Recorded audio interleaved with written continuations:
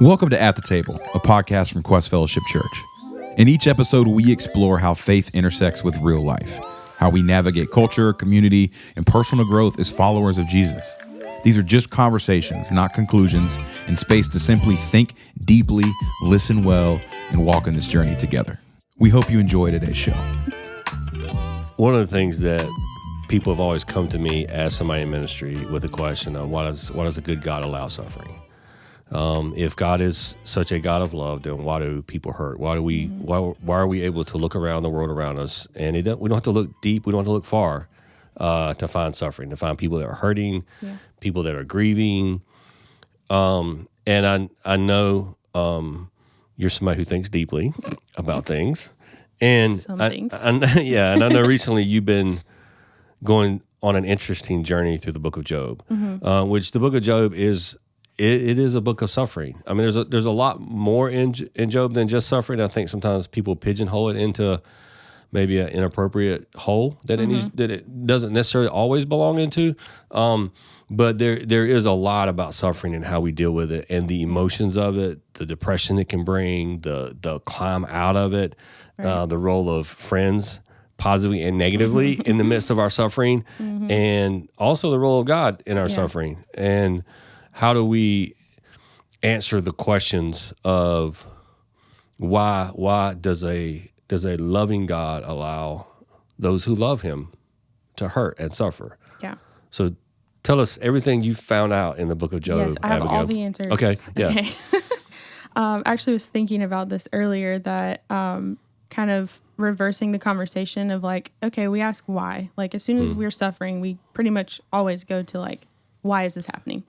Or if we see suffering, a lot of times that's our first place. So why what's did the that difference happen? between why and why me? Why and why me? Oh, I don't know. Why and why me? I mean, I think You think it's the same thing? I think it's the same thing, Okay. but I think obviously we have different pathways based off of the answer to those two. Right. But I have been thinking about that, and it's sort of like, what if you got the answer? Like, what would you do if you got the answer to why?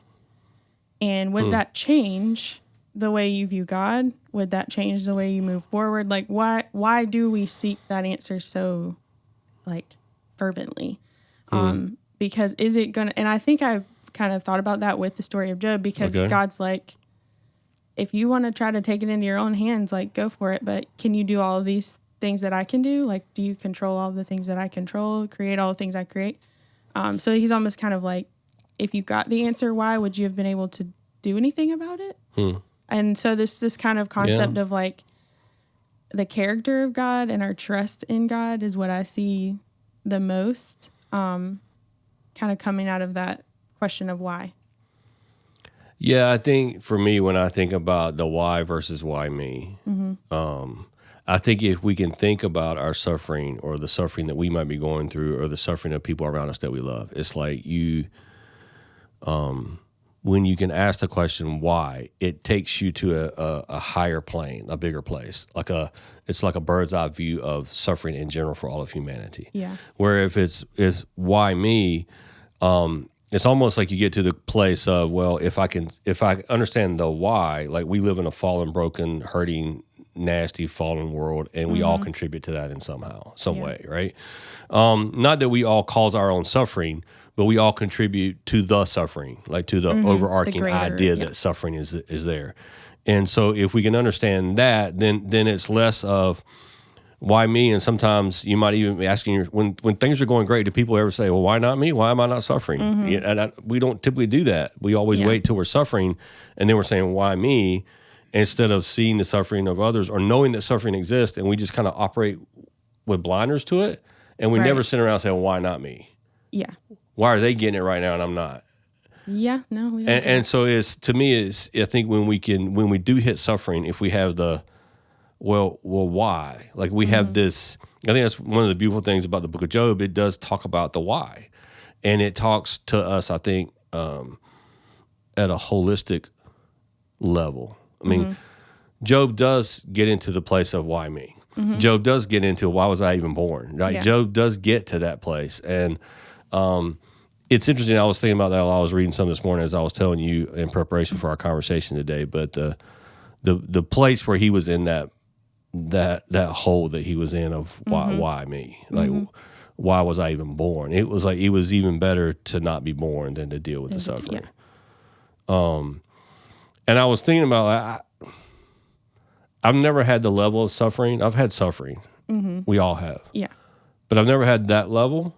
But when you add up all the things that Job had lost, you know, I don't really know that I ever want to experience that. But but if I had experienced that, I would say, along with Job, why was I even born? Yeah. If this was where I was going. Yeah, and I think one thing I think about is you mentioned like friends, and I specifically think about his wife, who was like, just go ahead and forget about God. Like, he's clearly not gonna do anything, or like you've done something to wrong him. So like, just let's get on with this. Almost, I feel like was her vibe. Just go ahead and die. Yeah, just like be done. And he literally calls her foolish, and so like in his own mind, in his own wrestling with God, it is that why me, why me. But then he had enough faith and enough trust that when others kind of came at him, because same thing with his friends. Yeah. They would say something and he's like, no, I know God, and I know, even though why me, you know, I know that he's got something going on. So I think that speaks to us suffering silently, and suffering, asking those questions in our own minds and not going to others with them. So I think, there's just, like you said, a lot of different places that the story of Job speaks to in the story of suffering. Was it 7 days? His friends came. Yeah. And they just sat with him. And you're all like, for 7 days. That's so sweet. And that's so awesome. Like, makes me want to cry. You guys are just awesome. There, just a comforting presence. Yeah. And then you start talking. I think it literally says like, and they began to speak. And they began to speak. Something like that. No. Don't ruin it. Yeah, I remember in seminary in a counseling class, the guy that was teaching it, he said, sometimes, we go into those situations and somebody else is suffering, and we think that we have to have the answers as like the staff people, the pastoral representation or whatever. And he said the reality is that a ministry of presence is the most powerful thing that you could do. And instead of trying to, in our nervousness and other people's suffering, talk about our own suffering, or we talk about like suffering we've seen in other places, or we try to tell heroic stories of people coming out of suffering, or we try to use scripture from a good heart, but in an inappropriate time. Yeah. And he said sometimes people just need you to sit with them and hurt with them. And when I was reading that, I was thinking, man, 7 days, man. If they had just stopped there, if they had just pat him on the back there and said, "We're here for you, man." But like, why do you think that is? When we go into somebody else's suffering, sometimes we just don't know what to do with ourselves. Yeah, I mean, I think I'm a huge empath. Like, I feel the things that other people feel, and I was thinking about this recently. I feel like because I can't sit with things long, then I have to make people hurry up and process. Okay. So I think a lot of times we project how we process things on other people. And so we start to speak into it as if it's how we would, how we would deal with it. But people process in their own ways. And so I think we feel like you said, we feel like we have the answer. And I think a lot of times there are moments where we're like, been there, done that. And maybe you have, like, maybe you really have been in the exact same place. And I don't want this to sound terrible because I do believe this, but a lot of in Christian culture, it's like, well, God's putting you in this place because he's gonna use you in someone else's life. And so then we wait for that to happen. Right. Does that make sense what I'm saying? Yes, absolutely. And so then when someone comes along and they've been in that place of suffering, you're like, it's my time. This is me. Yeah. And I'm not saying that is not the case, but I think sometimes pride just really creeps in there. And I don't know. One thought. Yeah, I think that is helpful because we do tell people, hey, God's not taking you through this for no purpose. Like, there's a purpose in this pain you're suffering. And at some point, there's going to be somebody that goes into this, and now you can speak to it. You can comfort them in that. And that is, I hadn't thought about that in the sense of, pride can take over and say, like, this is my time to shine. I have something to say. Yeah. And maybe that's what Job's friends were thinking. I don't know, but you lose 7 sons and 3 daughters, and like it's just all the material things on top of the family, on top of his own personal. Like he literally was scraping his skin, from the sword. It's just when you add all that on top of it.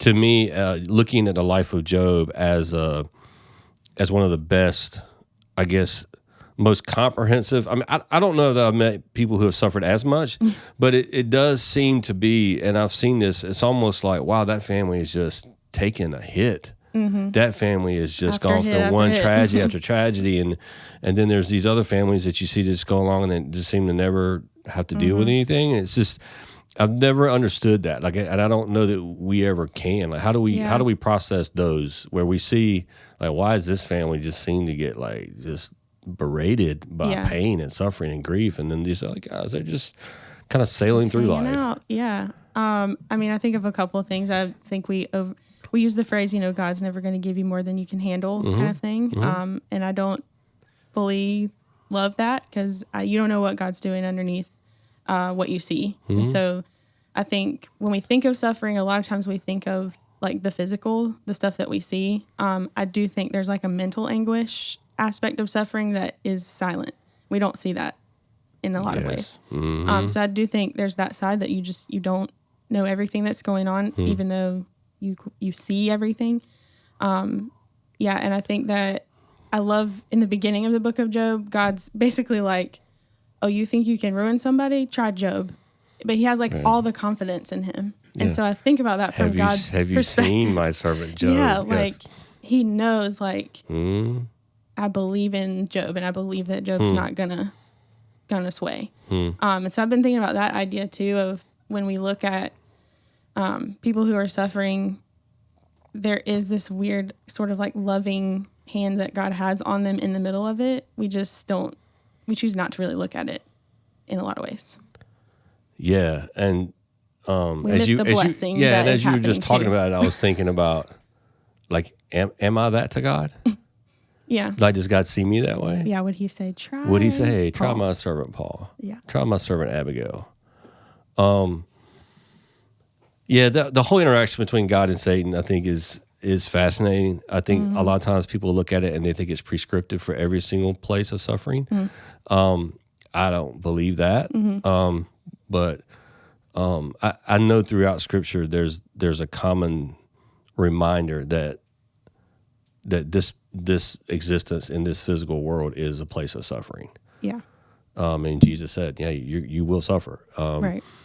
And Peter was writing to church leaders. He said, hey, after you've suffered for a little while, the God of all grace will himself, restore, strengthen, establish, and confirm you. And so there's this idea that suffering is part of this existence. And, we look at the story of Job and Satan prancing around and God saying, hey, have you seen my servant Job? You can go test him. And then we see in Peter's story, Jesus telling him, hey, Satan has asked permission to sift you.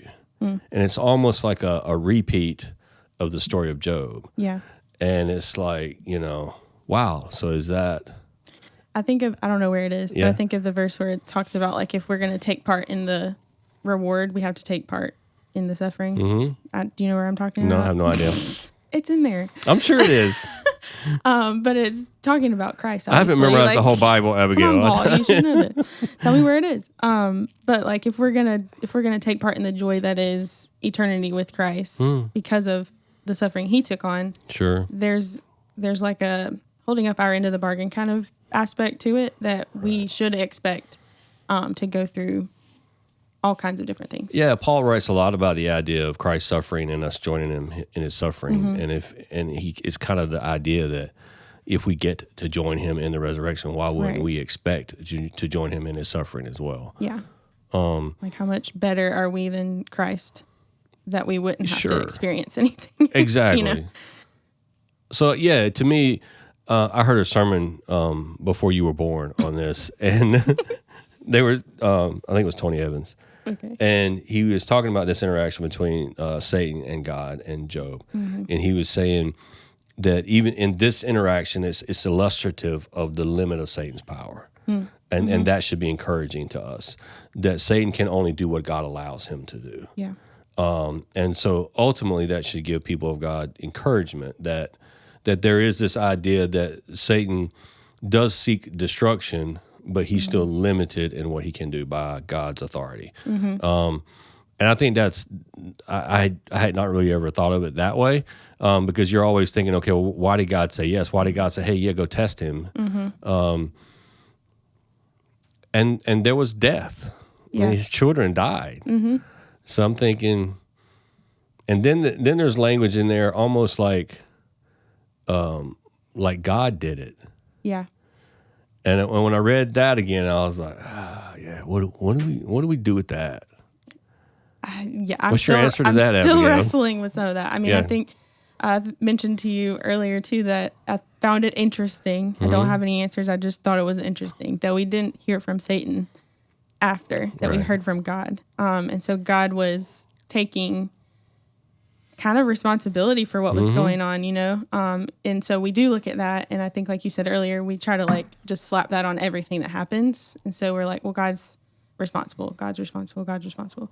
He allowed it. He allowed it. He allowed it. And so I think a lot of times we forget about the fact that Satan is doing things, and we don't. So we point our, I guess what I'm saying, we point our anger and our frustration to God, and we forget that Satan is the one who's messing around. Sure. To pray against him fervently, to keep our eyes open to what he's doing and things like that, and to look at it as an opportunity to look to God and trust him, not to look to God and be like, what are you doing? So on the opposite side of that, yes, I 100% agree that there's a sense that that God ultimately is in control, and it ultimately is his will being accomplished. And then there are those who would look at it and say, every time that they're suffering, you know, Satan's attacking me, Satan. And that is true, because all things bad in this world are a result of the fall, which was he's the author of the fall. And so everything that he has desired for humanity is represented in our suffering, in the brokenness of the world, in the sin and all that kind of stuff. And so I think that it is kind of a struggle, but yeah, God does come to Job and say, like, you know, where were you when I did this? Where were you? Like, in other words, he's like, yeah, he's taking ownership of really the thing that Satan has perpetuated. Yeah. Because I always thought about, like, if Satan hadn't come strolling around that day, like what Job's life had been like, man. I literally, when I read that, I was like, how did he even get there? Like, who invited him? Like, what does that look like? Yeah. What's that interaction? Is that constant? Is that always ongoing? I think it does. Think of two things. Number one, I think that part speaks to, like, Satan can't be everywhere all at once. Like, he has to go to different, from here to here, because God says, where did you come from? Right. And I think that just shows that separation again of God's power and Satan's power. But I also, there is a guy I follow on social media. He's a pastor in New York, but he said this much more elegantly than I can, but he was basically saying things like, you know, fear, depression, anxiety, all these different things cannot be in the presence of God, because those are not things of God. Sure. And so if you think about it, like, Satan is, what's the word? The author of these things. Because God, quite literally, because he is perfect, because he is all the things we know him to be. Sure. He cannot be with those things. Right. You know what I'm saying? If God is purely righteous and just, he's not going to be in the presence of elements of the fall. Right. And if Satan, as Jesus said, is the father of lies, he's a murderer from the beginning, like that was his goal all along, then anything in alignment with that has to be from his heart, not from the heart of God. And I think that's how we can kind of stop for a second and be like, okay, is God punishing me, or is Satan, you know, working, or not even punish, I don't use that word, but is God showing me something, molding me, he's refining me in some area, because that is also painful. It is. Or is this, you know, Satan at play? Which is a hard question to answer. I'm not acting like I know the answer. But it's also almost like a thank you from Job for the attention of God. Yeah. You know, like I think there is that God, you are involved enough to work this out with me. Yeah. And if I do need to be taught something, if I'm a little bit of Nebuchadnezzar, I need to be brought low a little bit. If there's just a little bit of that prideful arrogance in me. And what you've allowed to happen in my life is for my good. Yeah. Then I thank you for that. Yeah. Because, I mean, if it is discipline, and sometimes suffering I think is. Yeah. I have been thinking about this too. And, okay, well, what are your thoughts on that? The difference between disciplinarian suffering and just suffering as a result of a fallen world. Yeah. Well, I don't know. Let me share my image I have in my head first, all right. and then I'll see if I can answer your question. Okay. But I was thinking about my son is 2, and so a suffering discipline, little Miles. He's not feeling well, so he is a little suffering at the moment. Oh, but bless his heart. I was like, we've used the stove analogy a lot. Like a kid will only hopefully put his hand on a hot stove once because you're going to learn. Mm-hmm. And that is a little, glimpse of suffering, but in from a disciplinary position of love, I'm going to discipline him in that moment and say, we don't touch the hot stove. You need to go over here. There's an act of discipline that happens. So you're going to do that after he touches it? You going to watch him touch it? No, but we discipline, you know what I'm saying? And as a parent, you're telling him ahead of time, yes, don't do that. Yes. And then if you actually did it, that suffering is going to happen. Right. And then I may still follow it up with, and I don't think discipline is always like, lashes and things like that. Sure. It's you can't put your skid steer today. Yeah, no skid steers today. Yeah. It's redirection, it's teaching, it's, discipling like we've talked about. So yeah, I just think that we forget a lot of times that they're hand in hand sometimes. Like discipline and suffering can go together from God, from the Lord.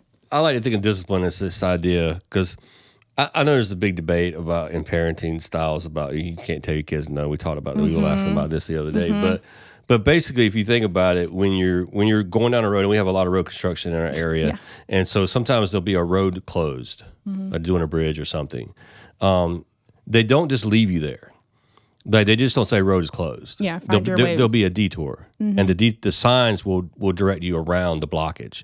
So, like I see parenting discipline as like, okay, I'm giving you the road closed, like you can't go here, but I'm rerouting you to something else, to a better way for you. Yeah. And I think that's a lot of times what God wants us to experience is like He's shutting the door. Sometimes things we really want, and God just says no. Like that door just doesn't open. Or there's a door to a room that we're in, and God says, "I need you to get out of this room, and I don't want you in this room anymore." and that's we don't like that. And sometimes we feel like we're being unfairly disciplined, but God's not going to just do that. He's also going to reroute us to where He would have us to operate and function. And I think sometimes we can get mixed up in the suffering, and we can lose sight of the place where God might be trying to redirect us. And I think that could be good too. Yeah, I think I do this every time. I lost my train of thought, Paul. It's okay. I'm sure it was a genius. Gosh, it was a good one. Yeah. It was about discipline. But well, let me say this while you think about that. You can totally ignore me while I'm talking. Maybe I'll pull a Logan and I'll remember. But we did a message series called The Wilderness where we talked about suffering. And one of the things in there, we talked about this idea that the Hebrew word for wilderness comes from the verb to speak. And their view of the wilderness was it was a place where God speaks. And so I was thinking about that and looking back at the book of Job and, God and Job speaking, and God was speaking in the midst of his suffering. The friends were speaking, but like it was really the voice of God, and it was interesting to me that thinking about the interaction that we've looked at recently as a staff of Jehoshaphat. Oh, yes. And like Jehoshaphat wanted to hear from God, and Ahab didn't. Ahab wanted to hear from his yes man. Yeah. And so like in suffering, that beautiful thing in suffering that happens, because a lot of times suffering will make us turn off other voices so that we can hear from God because we're mad at God. And maybe in that moment, those moments, whether it's discipline or not, I'm gonna get you back to that. I think I got it. Okay. And I think it ties in. So. Yeah, go ahead. I think we ask like the question like, but I didn't do anything. But I didn't do anything wrong. Because I think that's the perspective of the friends too, is like, what did you do wrong? Right. So we, in community, I think we have those yes men that are like, yeah, you didn't do anything to You're deserve great. this, Yeah. you know? And we that's a disciplinary view to have. Like, but I didn't do anything wrong. Why is this happening? Right. Why are It's you not fair. Yeah, why are you disciplining me? And so I think, again, looking at Jesus, did he do anything wrong? You know what I mean? And we don't, our brains don't go there naturally to remind ourselves that like, okay, well, he was absolutely undeserving of everything that he got. So why do I feel like I'm any better? So I think the thing we can kind of, as we try to close this out, like the idea of somebody who is suffering right now, like what do we tell them? Oh, come on. I mean, I think remember Christ. I think that sounds really simple, but remember what he has done. Remember why he did it. And remember that while we may not see the bow that gets slapped on the gift of, every single time, we see the eternal bow. You know what I mean? Sure. So I think we do have a hope that a lot of people without Christ that are suffering don't have. And so sometimes you have to really like dig through the mud to find it, to find that hope, but just remind yourself that it is there in Jesus and just keep pushing yourself towards it. That would be my best advice.